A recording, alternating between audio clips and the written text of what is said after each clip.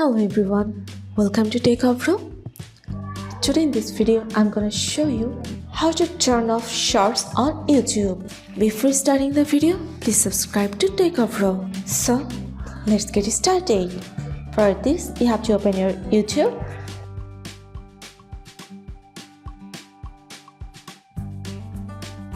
Now go to your account. Now click on Settings. Now press on General.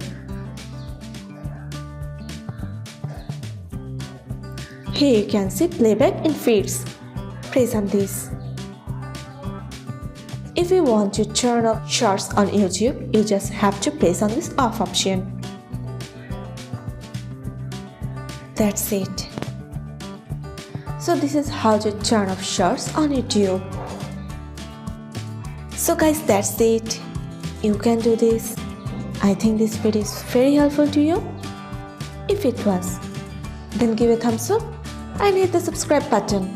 And thanks for watching.